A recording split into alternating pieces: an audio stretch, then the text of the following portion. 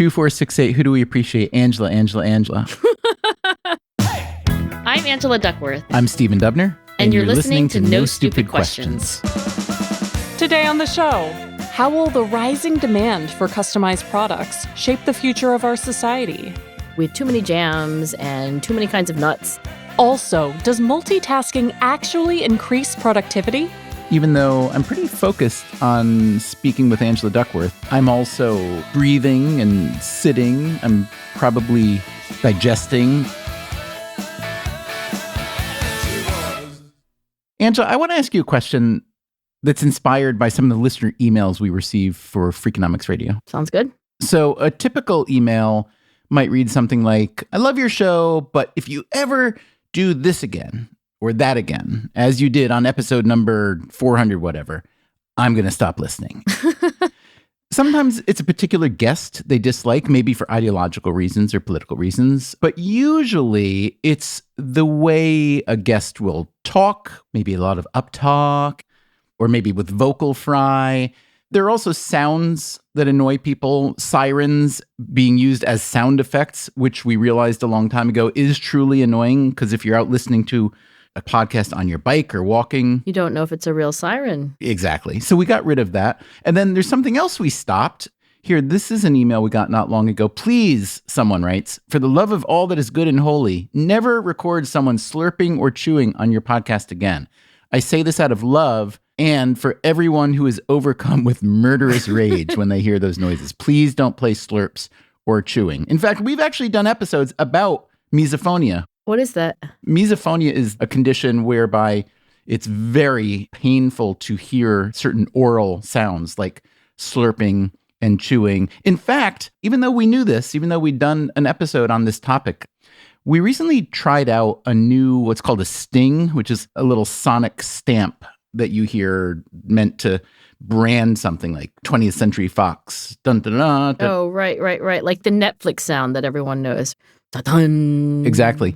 So our technical director, Greg Rippin, who's wonderful and creative, created a new sonic stamp to represent the Freakonomics Radio Network since we're starting new shows, including this very show. And it's not the cash register thing. It's not. We got rid of the cash register thing, which I always hated because it said like, here's an ad that we're playing now for money. Anyway, Greg Rippin created this new beautiful sting, which was the first couple beats of our theme song, which goes bump, bump, bump. Bump, bump, bump, bump, bump, bump, right? It's a good old New Orleans song with horns and drums and whatnot. It was just the first few beats followed by the sound of someone biting into an apple, since our Freakonomics logo is what we call an orpal. Oh, the orange apple thing. Right. And immediately the distraught emails from misophonia sufferers started coming in saying, you don't understand, hearing that sound is painful. So if something is very disturbing to even a small share of people, what do you do about it? You change it. We killed it. If it's Pareto optimal, especially, meaning that if you change it, the sufferers of misophonia, like they are better off and nobody else is worse off? Well, I think Greg Rippin would argue that it wasn't Pareto optimal because he'd created something. Oh, yeah, Greg was worse off. It was Pareto optimal -1. Yeah. So anyway, here's my point. When someone lodges a very specific complaint or request, whether it's for a product that millions of people are consuming or it's a meal that's being prepared for them in a restaurant, it makes me wonder just how customizable we expect the world to be. Or really, what I'd like you to answer is, how do you assess the value, Angela, of getting what you want all the time versus the value of being able to accept what already exists?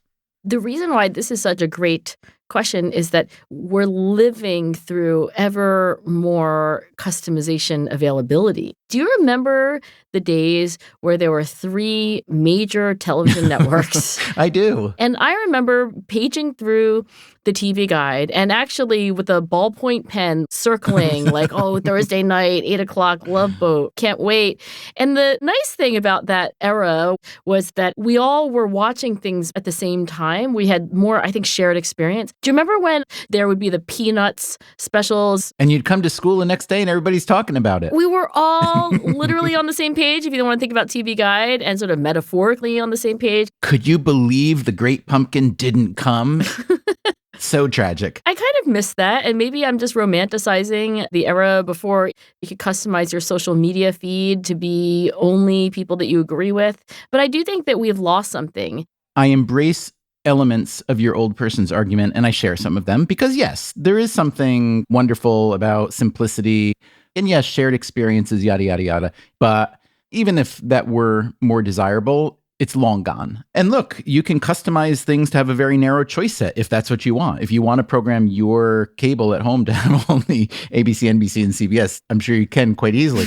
The challenge really is, as the digital world especially makes things more customizable, do we want to extend that into our relationships, our work, and so on? Or again, is it better to make yourself more adaptable to circumstances? So common sense tells me the latter, that rather than being a person who has a very fixed set of preferences or traits or relationships, it would be good to be able to go with the flow, to get along with all sorts of people in all sorts of situations. But is it perhaps better to expect that the world should become you rather than you become the world? Yeah, who should do the bending? First, I'm going to argue for one domain in which I think customization is hands down good, and we should do more of it. And that is in education.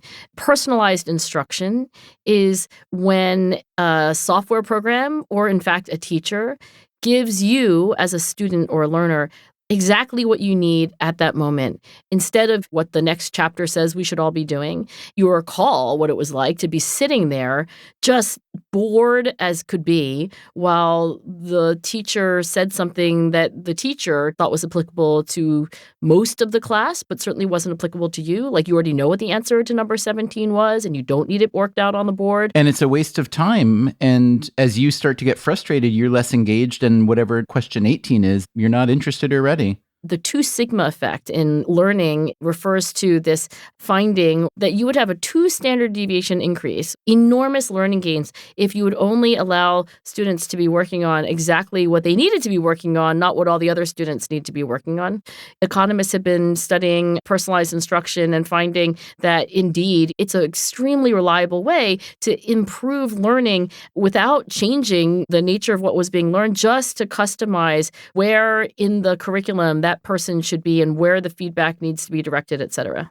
I remember first learning about this kind of thing, customized education, probably 10, 11, 12 years ago. There was a pilot program in the New York City Department of Ed called School of One, which then morphed into a for-profit program called New Classrooms, run by a guy named Joel Rose. So I don't know if you're familiar with this particular program or company. I am. Joel Rose is an educator. His platform is very much about how there is not enough customization in education. And he was like, why would we do that? Should we all wear the same size shoe? Like, of course not. Yeah. And when I first heard about it, it made so much sense. His argument was that with math especially, skill acquisition is so heterogeneous. People acquire at vastly different speeds and dimensions.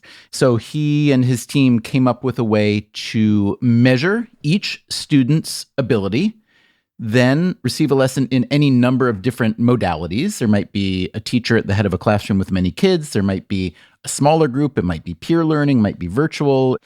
And then test each kid after each learning session and see which kid learned best under which modality. Then you take your magical algorithm, feed that information into it, and the next day, every kid has their own customized learning algorithm with the different modalities that work best for them. So anyway, that's his model. According to that firm, it works pretty well.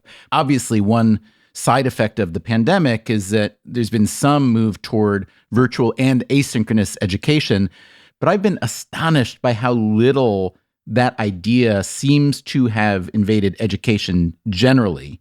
And maybe I'm missing it. My kids are no longer young, but it seems like it's not made that much headway. I am sad to say, Stephen, that I'm never astonished at the snail's pace at which education seems to embrace common sense innovation. One area I don't know more about is the degree to which teachers and especially teachers' unions are against this movement. And I know that was a question that I asked Joel way back then when I was reporting on School of One.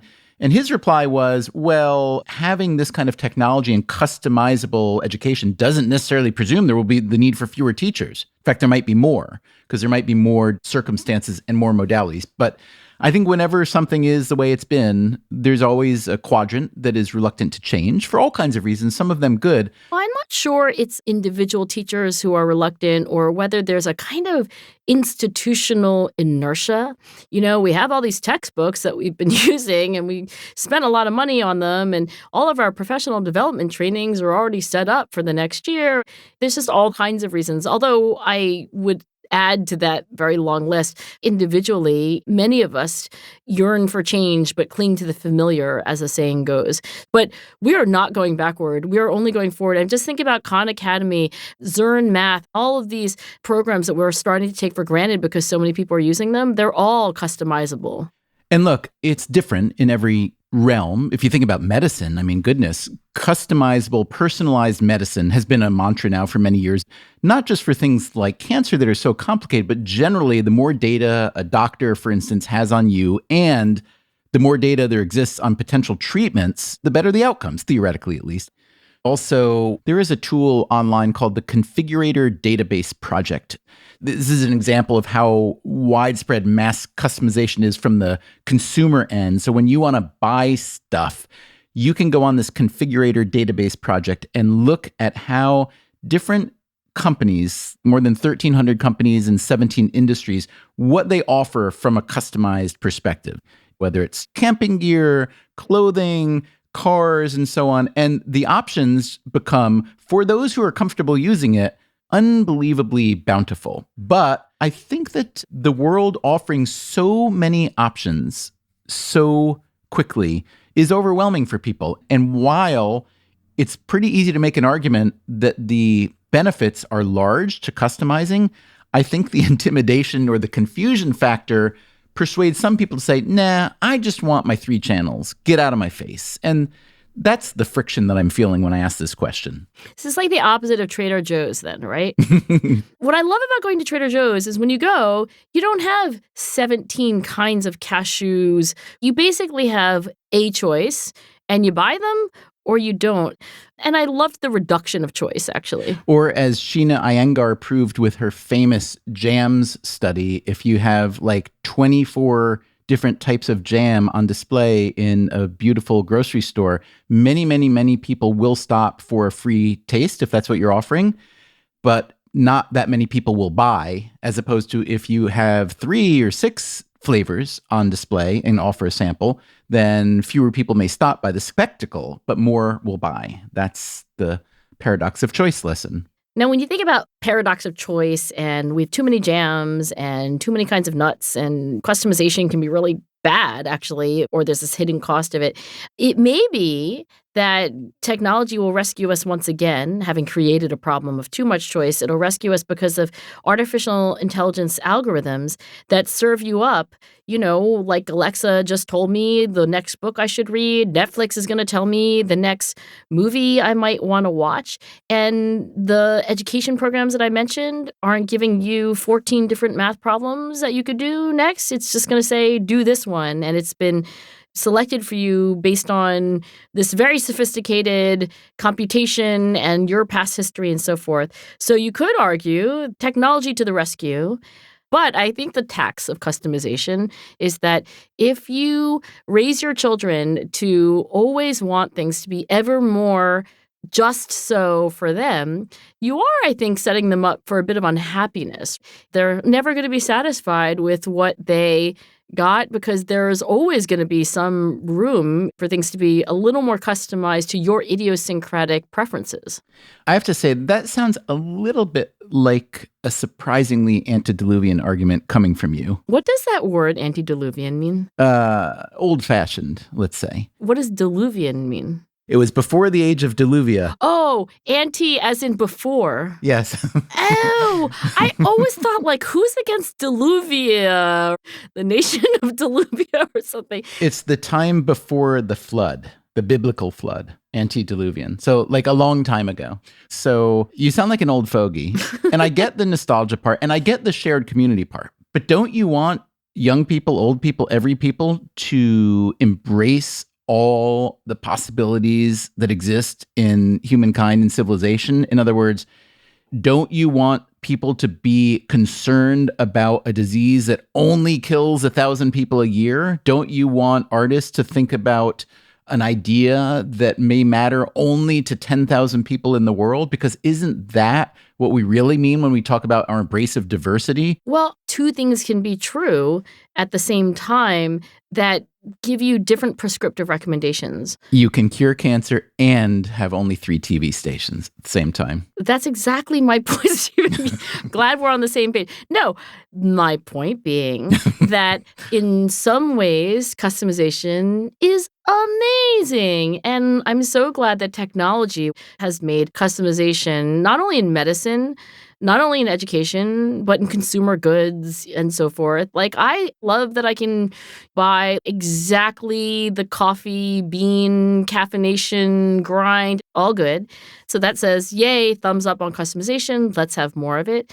At the same time, I think it's possible to recognize that when everybody is doing their own thing, there's something lost there.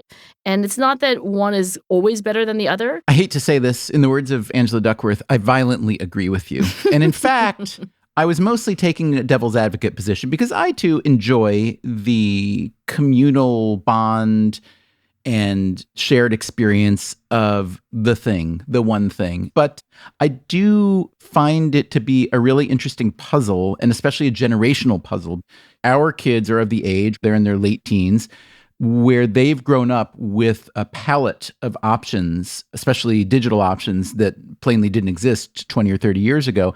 And I'm really interested to see how that will play out in non-digital realms like relationships and work and so on. You know, a friend of mine, this is totally non-scientific, but a friend of mine whose 2 kids got married quite early, and most highly educated families' kids don't get married so early. No, they're getting married later. But they did. And he said, these days, young people, they can go through the entire universe of prospective mates in a very, very, very short time because of technology. You can basically find as close to a match as possible and eliminate a lot of non-optimal choices.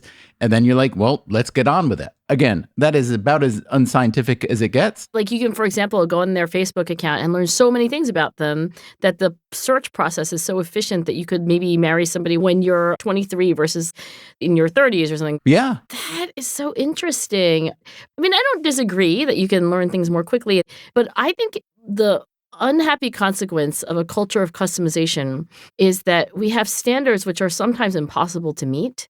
And there are many people who just are holding out for somebody who's even more customized to everything they wanted. They don't realize that more than getting the customized person that you want, it's about building a relationship together and actually doing a lot of bending, honestly. But I do think this kind of like, hey, maybe if I hold out a little longer, I can get someone who's even better. I do think that's kind of problematic. I see your point. You know, there was a mantra going around when our kids were little. I don't know if you had the same mantra in Philadelphia. You get what you get. And you don't get upset. Yes. Even better in Philadelphia, because you don't get that much in Philadelphia. But why the heck are we telling this to our children when they're entering into an age where that's not at all true? How about ask for more, email Stephen Dubner specifically, and maybe he'll change it. Still to come on No Stupid Questions, Angela tests Stephen's multitasking skills. Start with the number 11 and add 17 and just keep going. I also want you to answer my next question. Can you do those two things in parallel?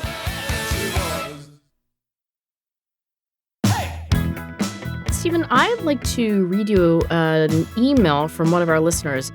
Bob Bannock writes, I recently listened to No Stupid Questions, episode 42. Ooh, 42 is a good one. In it, Stephen jokingly responds to Angela that people can multitask. Rebecca did not fact-check the point at the end of the episode, but I think you should address the topic in a future episode since the stories I've read on the subject say, when you multitask, you end up not doing your best on any of the tests. I think it is a worthy topic for your investigation. So first of all, I love that Bob is fact-checking or lack thereof. Yeah, very meta. When I jokingly said that people can multitask, we were talking about the fact that fertility has fallen in the US during the pandemic. And you said it's because everybody's binging on Netflix.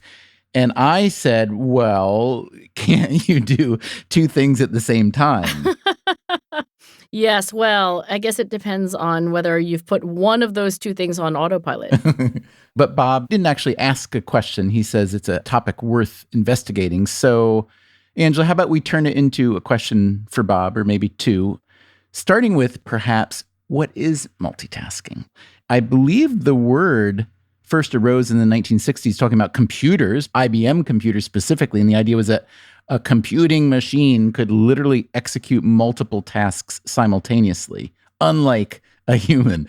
But it's come to mean something else, which I think we all know, but we should probably define. I think the term multitasking refers generally to doing two tasks synchronously. And I think that's the key, not in series, but at the same time. But if you say two tasks synchronously, I could say, well, right now, even though I'm pretty focused on speaking with Angela Duckworth, I'm also breathing and sitting. I'm probably digesting. I ate lunch earlier. I hope I'm digesting. So in that regard, I'm just like a 1960s computer, but that's not what Bob means, plainly. I gather Bob is much more concerned with the sort of cognitive multitasking that we talk about, yes? Well, I think that when you talk about the fact that you are breathing and so forth, those are also cognitive in the sense that your brain has a role. Oh, now you're getting all smarty pants on me. Yeah, I'm going neuro.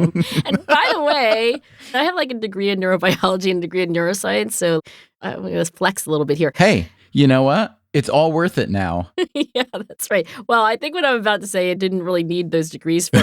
But it is not a trivial example to say, I'm breathing, I'm digesting. You're also using your eyes. Your visual system is processing lots of information. You should at least just acknowledge that there's parallel processing. I think what is intriguing and maybe more to the point for Bob's question is, what about, for example, if I said, Stephen, I want you to start with the number 11 and add 17 and just keep going. And then if I said, Stephen, I also want you to answer my next question. Can you do those two things in parallel? That's the kind of higher level problem that is hard to do in synchrony with another higher level problem of the same kind. Right. And adding prime numbers is just hard. Yes, it is. You might be able to do if I said like start with 0 and add 2s. By the way, I think it would actually still be hard. Let's try it. 2, 4, 6, 8. Who do we appreciate? Angela. And then what did my mother tell me, Stephen? Your mother told you that 10, 12, 14, 16, 18. My mother told me you get what you get, but you don't get upset. 18, 20, 22, 24. It wasn't actually your mother that told you that, because that came after your mother. You're referring to an antediluvian conversation now. 26, 28, 30, 32. And by the way, the fact that you are saying it out loud, that might have been a way for you to actually multitask a little better. 168. But multitasking itself is actually a topic of lively debate among neuroscientists and psychologists as well. There are things that the human brain is able to do in parallel with other things at no cost. I think physical and cognitive can very often take different real estate. Like you can walk and you can listen to a podcast at the same time. I think the question is this. Clearly, there are certain higher level mental tasks, doing really hard arithmetic, thinking about the meaning of life, that does seem to have an interference problem. And there's a reasonable consensus in the scientific community that there is something of a quote-unquote scarce resource of conscious attention. And that is debated about why it is finite, what is exactly the sense in which it is finite, how does the neural architecture work. But the finding itself that some things the brain can't do in parallel is pretty incontrovertible. You mentioned a finite supply of conscious attention. Is there a way to increase that supply? There are two ways in which a resource can be finite. Attention might be finite in the sense that it runs out. There's another sense in which attention and cognitive control can be finite, and that is that at any given moment, I only have a certain amount. It's more like bandwidth. And if it's being taken up by one thing, it crowds out something else, but it's not diminished over time. It's not depleted. And I think one of the big controversies is whether these cognitive control attentional resources are finite in the first sense, like, hey, if I spend a lot of energy focusing on Stephen, then after this podcast session, I'll have to go home and take a nap or indulge my impulses, versus the second kind. The growing consensus in the scientific community is that these cognitive control resources are more finite in the sense of bandwidth, that at any given time, you can only allocate them to one thing or the other. And that may be the crux of why multitasking is difficult. When you are driving a car, if you want to check your text messages, at that moment, your attention is not allocated to, for example, the oncoming traffic or what else is going on that you need to be aware of as a driver. That's the sense in which attention and cognitive control is finite. That is the sense in which you cannot truly synchronously multitask. You have to do it in series. That was such a lovely and useful explanation of the two different ways in which attention can be finite. You know, it took me a long time to figure that out because ego depletion as a theory has been a big deal in psychology. Barack Obama said something when he was in office about how he didn't want to crowd his day with too many decisions because it might be depleting. And I think that kind of took these two ways in which something could be finite and maybe blurred them together. And actually, I think it's much more useful to think of the human brain as having a finite bandwidth that isn't necessarily depleted over time, but at any one moment has its limits. Now, I didn't even answer your question, which is like, can we grow the resource itself? I assume that if I smoke a lot of marijuana, then I become much more focused on multiple tasks. I actually know some scientists who might give you surprising answers to that question. There's some evidence, though, that cognitive control, how much attention we even have, right? Like our working memory, et cetera. There is certainly a segment of the scientific community to say you can train it. Like anything else about us, it's malleable and you can practice. Like memory, like some forms of intelligence, et cetera. There are other researchers who would say that our working memory, the short-term buffer, the number of digits we can keep in our head, that there are some hard limits on that. I would say this, whether or not in some fundamental way you can train your cognitive control resources to just have more of them. One thing, which is probably easier to do and higher leverage, is to learn strategies that actually make it so that you don't need these limited resources as much. So a strategy would look like what? For example, let's take the driver and the texting thing. You could say to me, well, I hear what you say about attention being finite, and I hear what you say about it being dangerous, texting while driving, but maybe I'll just grow my attention enough that the pie is big enough that I can drive and text at the same time.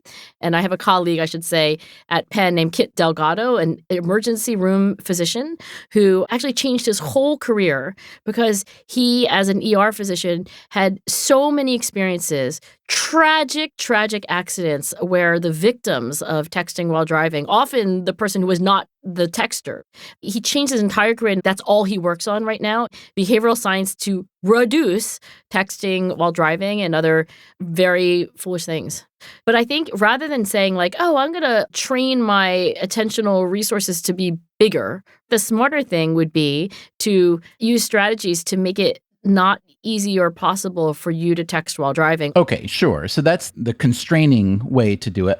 Can I describe a slightly different way to make someone like Bob, or even someone who's maybe texting and driving, feel a little bit different about it? So it's a conundrum, right? That people want to multitask because they think they're doing something good. They think they're being more efficient.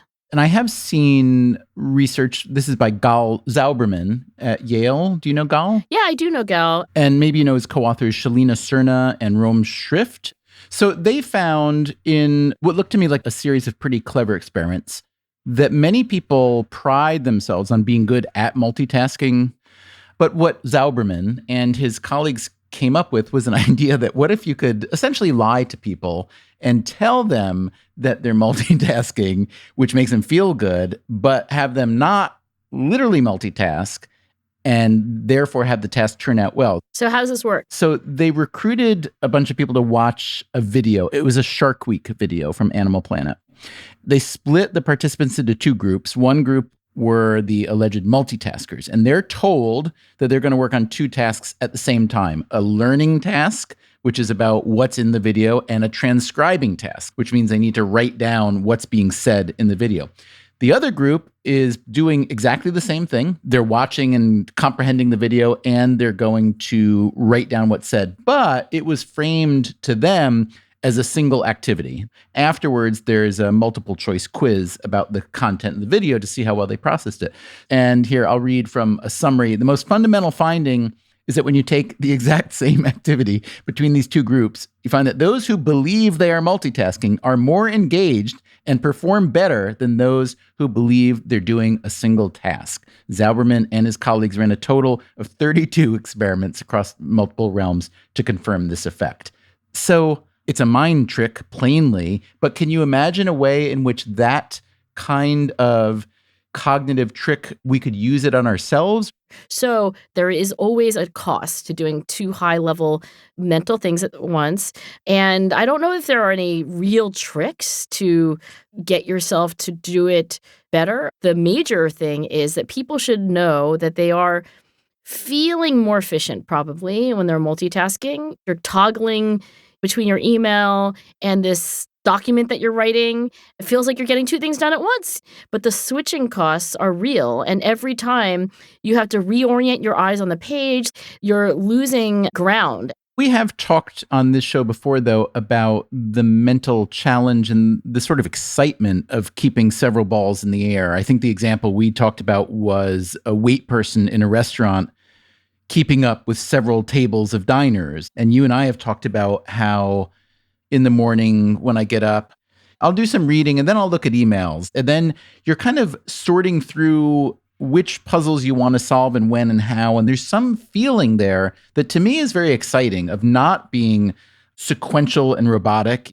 There's a little bit of, well, they might actually intersect or feather together in a useful way. And so let me go with one, but then that might trigger something useful in how to think about a different project or respond to someone else. That's toggling, right? And you're being open while you're toggling to the possibility that you're going to change what you do because of some thing that happens when you're toggling, but you're not doing those things at exactly the same time. And do you feel that toggling is a more acceptable cognitive trick or cognitive pursuit than multitasking? I mean, toggling is the only option your brain has, really. Again, when you're using the same neural architecture or use the same higher order processes, you only have one option. That's the only thing the brain can do. You could just fool yourself into thinking that you're not toggling. Now, acknowledging that, you could say, like, okay, how do I make best use of that? Say, for example, you want to toggle at the time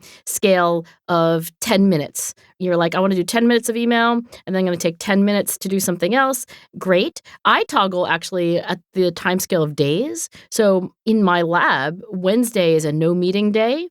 I mean, we break this rule sometimes, but we like to toggle between having lots of conversation and collaboration, and then a day in the week where you're not really allowed to talk to anybody else or invade their schedule, and you just read and think and write notes. And so I think you could lean into the toggling at the level of minutes or the level of days, but don't fool yourself into thinking that it's possible to do everything at once. So we can't multitask well, but we like to think we can, and therefore many people do, or many people do because they enjoy it. They enjoy the feeling of feeling productive, or maybe they're too easily bored to stick with one thing. So do you think there's any significant upside worth considering in that pleasure that people get from doing it, even if it's not productive? I will say this. I think the ideal for many of us very busy people is that we do certain things enough so that instead of competing for the same higher order neural architecture, it's possible to basically put it into habit mode, and then you are quote unquote multitasking in that you are having a really intense conversation with a friend, but also making quesadillas, but it's not really competing for the same neural architecture. So the salvation may be here, habit, that if you can routinize or habitize certain things that at one point in your life probably did take a lot of cognitive control, like you don't know how to make a quesadilla, and then you can become that efficient person that you aspire to be. I have to say, I found this conversation extremely interesting and fruitful. I thank you for it. I also, while listening to you, I did a crossword puzzle and my taxes. I emptied the dishwasher. So this was awesome. No Stupid Questions is part of the Freakonomics Radio Network, which also includes Freakonomics Radio, People I Mostly Admire, and Sudhir Breaks the Internet. This episode was produced by me, Rebecca Lee Douglas. And now here's a fact check of today's conversations. Stephen uses the opening music for 20th Century Fox movies as an example of an audio sting. The sound does fit the description of a sting, but it's also described by 20th Century Studios as fanfare, a short, ceremonial tune sounded by trumpets, bugles, or horns. The theme was originally composed in 1933 by Fox music director Alfred Newman, uncle to American composer Randy Newman. It began to disappear from movie screens in the 1970s until George Lucas insisted on including it at the beginning of his first Star Wars film. In fact, Oscar-winning composer John Williams wrote the main theme of Star Wars in the same key as the fanfare in order to make the opening score sound more like one continuous piece. Later, Angela asks Stephen about the word antediluvian, which is, in fact, used to describe the time before the flood in the book of Genesis. Diluvian on its own means of or pertaining to deluge, which, of course, refers to an overflowing of water or any destructive inundation. For example, a deluge of customization made Angela feel nostalgic for the days when television only had 3 channels. Finally, Stephen recalls hearing, "You get what you get and you don't get upset," when his children were much younger, and he wonders if Angela is familiar with the phrase as well. The mantra is actually known to parents around the world. Children's book author Victoria Can included the line in her New York Times best-selling picture book, Pinkalicious, a story about a little girl who, as the name of the book suggests, loves the color pink. When Pinkalicious asks for more pink cupcakes after already receiving seconds, she's told by her mother that you get what you get and you don't get upset. Spoiler alert, she eats them anyway and turns pink as a result. The book was originally published in 2006 and was adapted into a PBS television series in 2018. Obviously, the sentiment behind the phrase is echoed throughout a wide array of parenting expressions, including Mick Jagger's famous lyrics, "You can't always get what you want," a line that has been repurposed and sung to dissatisfied children since the song was first released in 1968. That's it for the fact check.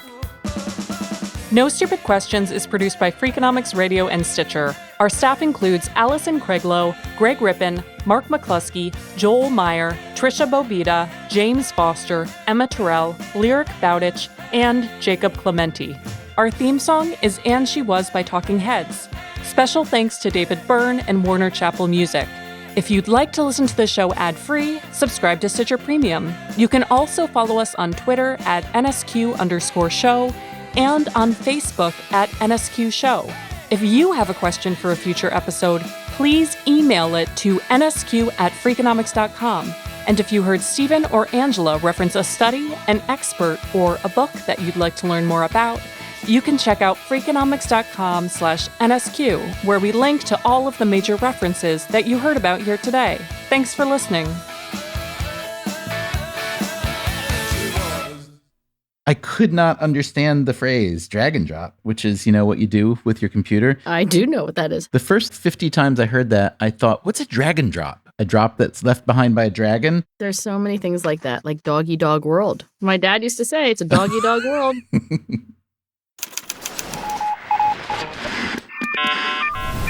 The Freakonomics Radio Network. Stitcher.